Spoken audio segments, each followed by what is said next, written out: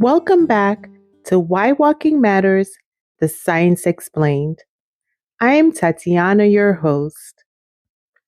Over the past several weeks, we've been diving deep into walking and heart health, from blood pressure to cholesterol to artery protection, and how consistent movement supports long term cardiovascular wellness. Today is a big milestone for the podcast. We're welcoming our first ever guest, and I couldn't think of a more fitting way to wrap up our heart health series.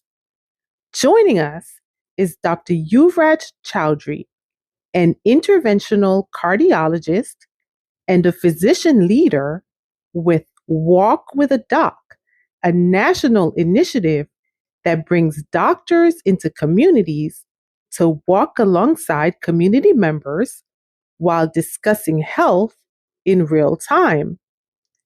As an interventional cardiologist, Dr. Chowdhury specializes in treating blocked arteries and managing complex heart conditions, which means he sees firsthand what happens when cardiovascular risk factors go unmanaged, and also what's possible when prevention becomes a priority.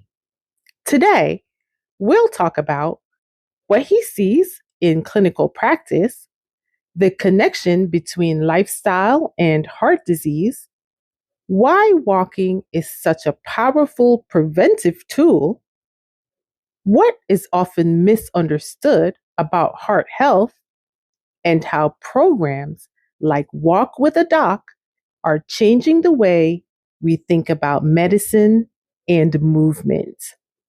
This conversation bridges science and real world cardiology, and I'm so excited for you to hear it. Let's get into it. Okay, Dr. Chowdhury, before we dive into walking and prevention, I'd love to start with you. Um, Please introduce yourself and tell us a little about your background and what led you into cardiology. Yeah, sure. Well, first of all, hello. My name is Yuvraj Chowdhury. I'm an interventional cardiologist and a walker because we're talking about walking today. And I'm currently at the University of Louisville, where me, my wife, and our young son all reside. My journey into cardiology was something which I embarked upon pretty early in life. It started with my dad being diagnosed with a heart condition. That's where the interest came from. But the more I delved into it, the more I got fascinated by how, you know, logical cardiology seemed. And that sort of is where my interest began. And here I am. Oh, so interesting. How old were you when your dad was diagnosed? I was about 12 or 13, so I was still like a teenager, just beginning to understand how biology works, how the circulatory system works, and then all of a sudden we found out that he has a blockage in his artery, and it was a difficult time for us. But through that, I drew inspiration. He's doing fine, he's doing great, but that's sort of what started me on my journey. Wow, that's very interesting. It's so interesting, fascinating to like learn how, which is why I asked the question, how people, end up where they do. What is an interventional cardiologist? Well, an interventional cardiologist is a doctor. It's a specialty in cardiology where we are doctors who specialize in fixing blockages in the arteries of the heart. So, say in case you have severe sudden chest pain and you come to the ER and you find out you're having a heart attack, you might run into somebody like me. But we are also more than that. That modern day interventional cardiologist goes above and beyond that and tries to, in my case, do other things like fix damaged valves, plug holes in the heart, or take out clots from arteries in the lung when they are life-threatening. We also try and find out answers through intravascular imaging, intravascular physiology to figure out if there is a blockage which is causing chest pain, could be responsible for chest pain, or if there are blockages which are not visible to the naked eye, which might be causing chest pain, give our patients answer, make them feel better, live longer. Okay, thank you. We've been talking, I don't know if you know, but we've been talking this month about walking and heart health as a series on the podcast. And just last week, we delved a little bit into um, exactly kind of like what you mentioned, which is, arteries and exactly what's happening with cholesterol and with triglycerides in your arteries and artery health. So this is very interesting and apt. So let's get into Walk with a Doc, a very intriguing organization. I was happy to come across it. What is Walk with a Doc and how does it work? I think the Walk with the Doc initiative is a very simple, but it's a powerful idea. I think it takes preventative medicine out of the doctor's office and sort of brings it into the community. I believe it was started in 2005. I think Dr. Sabgir, if I remember correctly, who realized that telling patients exercise more wasn't really working. So he invited them to come on a walk with him. That one walk has now grown into more than 500 chapters worldwide. The model is simple. It's a short talk about a health topic, followed by a walk at your own pace. No pressure, no competition, just movement and conversation. The simplicity is what makes it scalable. So here in Louisville, we have a flourishing chapter. It's under the leadership of one of our U of L doctors, Dr. Bridget Hittepole, who's had a long-standing involvement with the organization, and also one of the prominent cardiologists in town, Dr. Henry Sadlow, is a permanent fixture at these walks. So every Sunday morning, 9 o'clock, we meet under the Four River, the Big Four Bridge. We have a short talk, and then we go for a walk. So how does one find a walk with a doc chapter? I think it's not difficult to find. I think the easiest way to go about it is they have their website, which lays down where each chapter is, and it lays down the location of each walk. They have a Facebook page, they have an Instagram page, and it's very simple to find the location. You don't need to do anything. Show up for the walk, and you will find a very friendly, loving community waiting to receive you, educate you on an educational topic, and go for a walk with you. And how many walkers do you, in the chapter where you operate, how many walkers do you usually attend? Well, it can be so variable. It depends so much on the time of the year, whether the kids are home, or the school's still on, or it's very cold, it's raining. But we have, on an average, I would say, at least 30 to 40 people on every walk, sometimes even more when it's nice outside. But I think 10 to 15 people are constant fixtures, come hail, snow, rain. They always show up, they're always there and excited for the walk. Wow, that's impressive. That's really good. And you mentioned kids, so kids are also allowed to come on the walks. Oh, absolutely. Everyone's allowed, everyone's welcome. We have a very diverse group. We have people who are retired, we have kids going to school, we have medical school students, physicians, patients, family members, hospital staff, somebody you might just bring along as a friend, a family member. Everyone's there and everyone's welcome. Okay, and where do you normally walk? Like what might a walk and how long is each walk? It's something where I think there is no set expectation, and that's what makes the initiative so beautiful. It's not, I have to reach the finish line. It's about how much you can do, and we realize that just showing up itself is a massive effort. It's a commitment to your health. Generally, we meet below the Big Four Bridge near the Lincoln statue here in Louisville, and we have our talk there. Then we walk the Big Four Bridge, go across to Indiana, walk right back, and that's pretty much the entire length of the walk. But again, you can pace yourself. There is no set speed you need to go at. You go at a speed which is comfortable with you. You walk the length you want, and that's all we expect. Okay.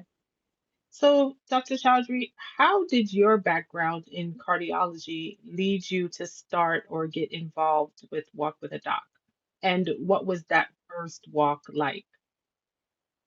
Yeah, so I see the other end of health as an interventional cardiologist. I see the consequences of decades of untreated risk factors, heart attacks, advanced blockages in the arteries of the heart, cardiogenic shock, failing hearts, stopped hearts. I can fix blockages, place stents, and even support these hearts with mechanical device. But the truth is that they're downstream solutions. So with Walk with the Doc initiative, I feel like it's upstream cardiology. It's where I think prevention actually lives. We were invited to our first walk here by Dr. Henry Sadlow, who was one of the first people whom we met and got to know once we moved into town. And it felt different from a clinic. There was no white coat barrier, just shared steps, shared stories, and shared accountability. So if I were to summarize it, I would say in cath labs where I work, we rescue patients. In the park, we prevent them from needing rescue. That's powerful.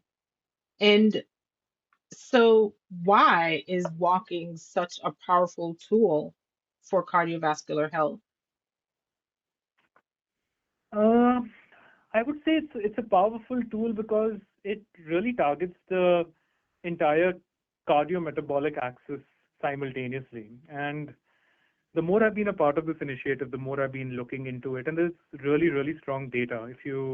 I don't know how scientific you want me to be, but if you look at major journals like uh, Circulation, they had a paper in 2022, I believe, or JAMA. They showed that even 7 to 8,000 steps per day can reduce your all-cause mortality, that is your risk of dying, by 50 to 70% compared to if you have very low step counts. We're talking in the hundreds.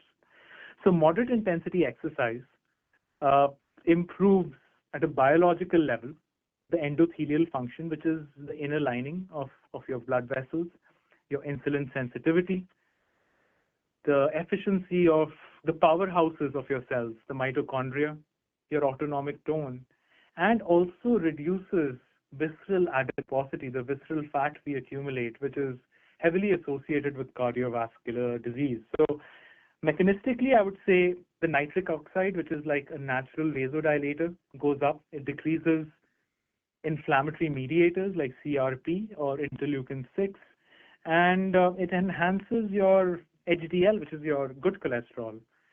So even a 10 to 15-minute walk after a meal blunts sugar spikes, and this has been shown in a lot of trials. So I think that's how I feel like it targets the whole cardiometabolic axis and works at every level. Yeah, thank you. I really appreciate you, you know, being as scientific as you can. So we try to look at the science on this podcast so that, we're not just uh, saying things, but trying to show how, the science and the data supports what we say. So I really appreciate that. And so what are some of the most surprising health benefits of walking that you've observed in patients or community members? Hmm. Um, I think if you say surprising, I'm going to get a little scientific again. I'm Okay. somebody who does a lot of microvascular dysfunction testing, And what and is that's an that area of before you? Yeah. yes. So it's an area of interest for me, and it looks at blockages in the arteries of the heart which are not visible to the naked eye, and this sometimes is underdiagnosed and underappreciated, especially in women. A lot of women might experience chest pain, and when we look at the arteries of the heart, we do not find any blockages. So we do this test where we look at the coronary flow reserve, which is the ability of the heart to enhance its blood flow. And on patients who have, regular lifestyle, putting in those 7 to 8 or even 10,000 steps, rarely do I find microvascular dysfunction. It's the sedentary population, people who are not moving. In fact, I've had a couple of cases where I've seen an improvement in the microvascular dysfunction after people joined cardiac rehab and then became a part of initiatives like Walk with the Doc. So that lifestyle change and then subsequent measurements actually showed that even at the microvascular level, there was an improvement in the coronary blood flow. So that was a surprising health benefit. I did not expect the results to be so profound. I also feel like there is cognitive resilience which develops in people who walk. If you come and on one of our walks and you talk to some of our senior patient population, you will see a, a very remarkable cognitive function which you would not expect, on an average person that age. So, and this is again data from longitudinal cohort studies show that walking reduces dementia risk. It improves the volume of the hippocampus in the brain, which is responsible for cognitive function. And I feel like cardiovascular and cognitive health are inseparable. Clinically, I also feel blood pressure drops. I've seen just people who walk regularly, there's about, if they're doing it right, they're doing it regularly, about a 10 to 15 millimeter reduction in the systolic blood pressure in people who are committed walkers. So those are some of the surprising benefits I would say I see on daily practice. Oh, thank you. It's very nice to hear when the science that we learn about, we talk about, we read about, is nice to hear it in the real world, how it follows in the real world. So speaking of sedentary, for listeners who might be sedentary or intimidated by exercise, what would you say are the first practical steps to begin walking regularly? Yeah, I think that's an important question. You know, I like to say to people, you know, who are new to this, who we are meeting for the first time, I would say start smaller than you think. You know, 5 to 10 minutes after, say, one meal a day. Set a low bar.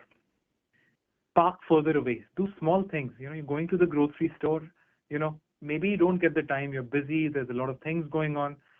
Small things we can do. Find a parking spot which is further than you need to be. Use a step counter. Everybody's got smartwatches, smartphones. Just the awareness of what you're doing often changes behavior. When you realize, hey, this is what's really going on with me, then that itself makes you want to do better. Aim for consistency before intensity. The literature is clear. Frequency beats heroics.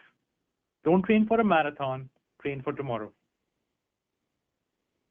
Okay, very, very compelling words. And how do you see the role of community, or do you see the role of community and social interaction um, as a support to heart health and long-term lifestyle changes? Oh, absolutely. I think behavioral change is not an individual sport. I think social connection has been shown to reduce cortisol, reduce your stress, improve adherence, and increase eventually long-term sustainability.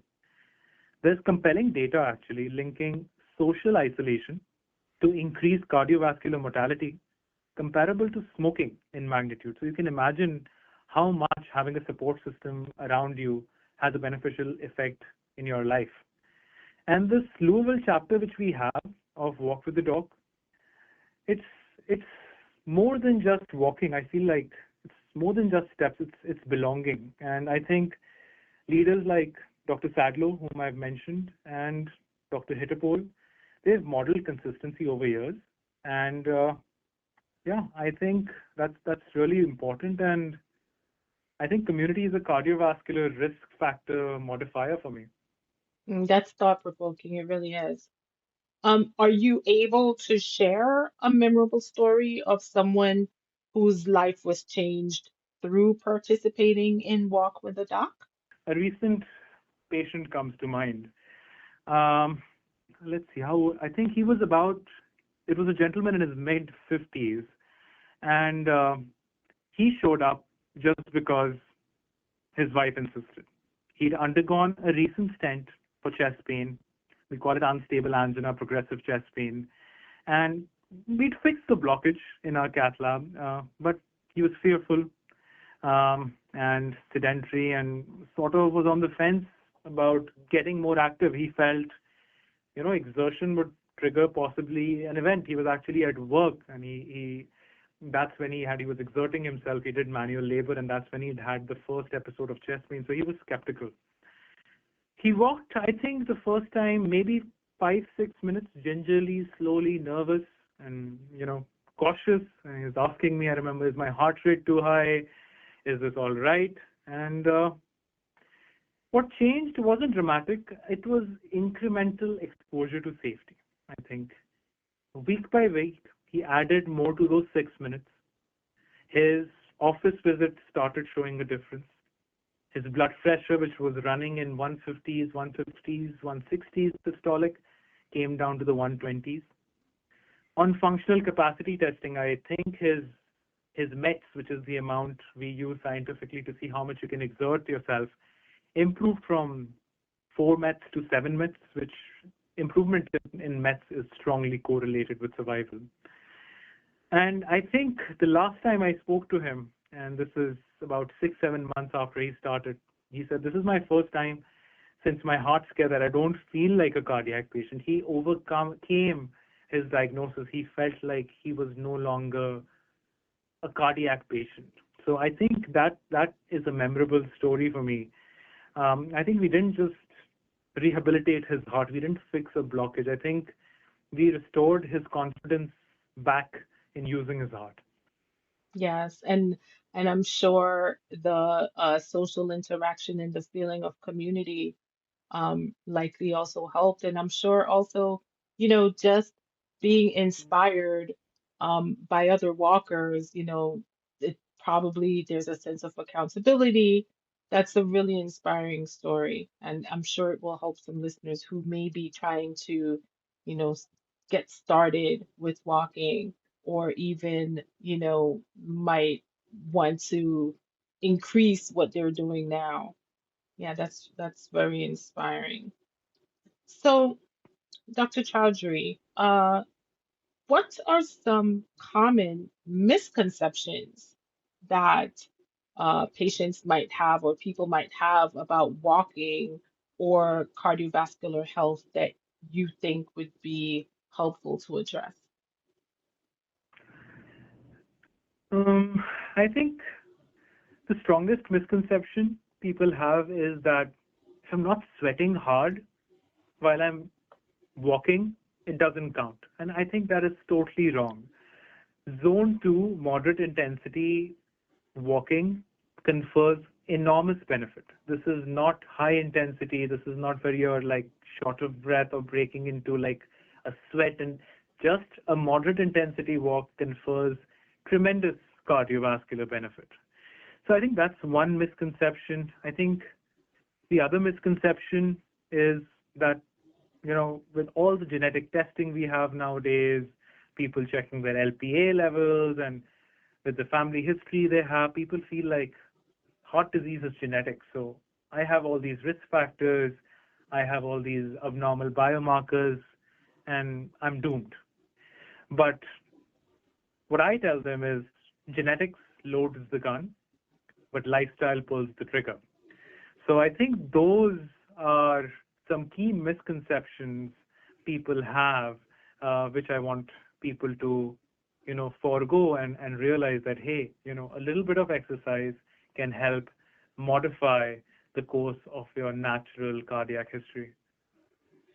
Okay. And can you talk a little bit more about what moderate intensity exercise might look like?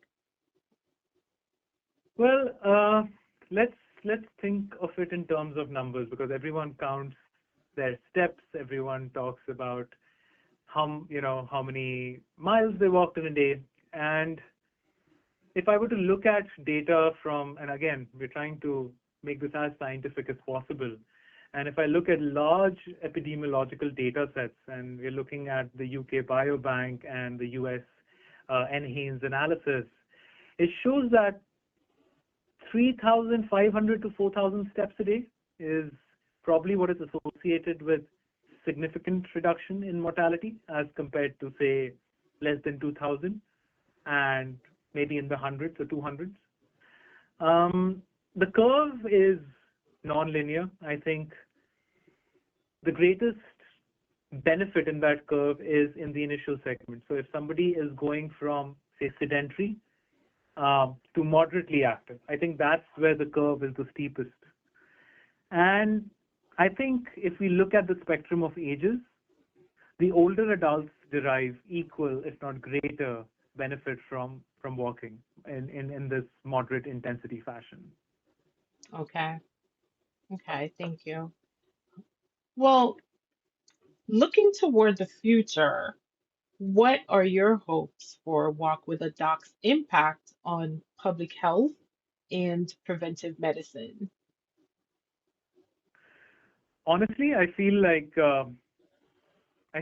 in terms of secondary prevention, say I deal with a lot of people who have myocardial infarctions or heart attacks, and we have cardiac rehab, embedded so firmly into the guidelines. I feel like initiatives like Walk with the Doc should, in an idealistic world, be embedded into preventative medicine. I mean, imagine you have a heart attack and your physician or even your employer can prescribe it, right? Primary care people can refer their cardiac patients to initiatives like Walk with the Doc. I hope the future leaders are not just physicians. I feel like people like medical students, our younger generation, can be the future leaders of chapters in cities. And I hope we can generate a database and we can collect enough data which shows the benefits of what we are doing here, especially measurable metrics like reduction in blood pressure or BMI or hospitalization. I think if we normalize walking culturally, it's going to have a massive, massive downstream effect in terms of progressing overall health. Yes, agree.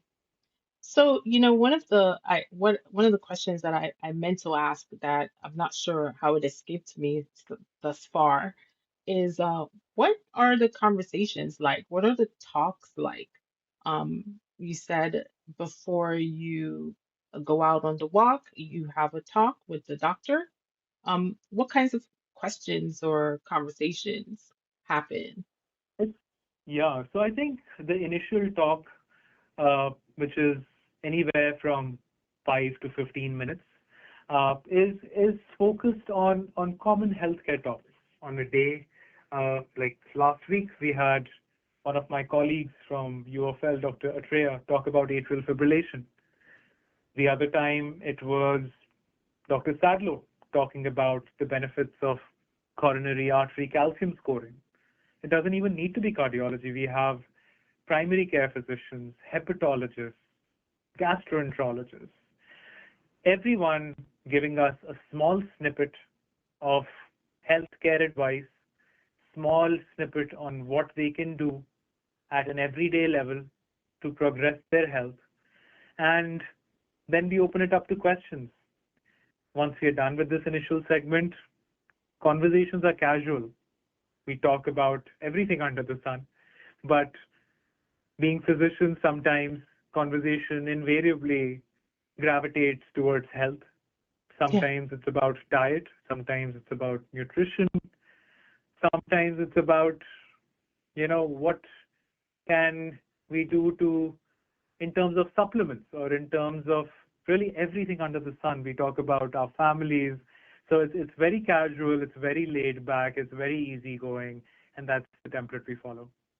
Okay. And so do the talks continue along with the walk? So the initial talk, which is scheduled for the day, is generally next to the Lincoln statue, and that's when everyone. This is before the walk starts. So we have our speaker who is introduced by Dr. Hitapol and Dr. Sadlo, and they give a talk, and everyone stands around, and then we ask our questions. And once all of that is done, the group starts going towards their walk, and we continue our conversation on a more casual Okay. basis as we walk across the bridge. Okay.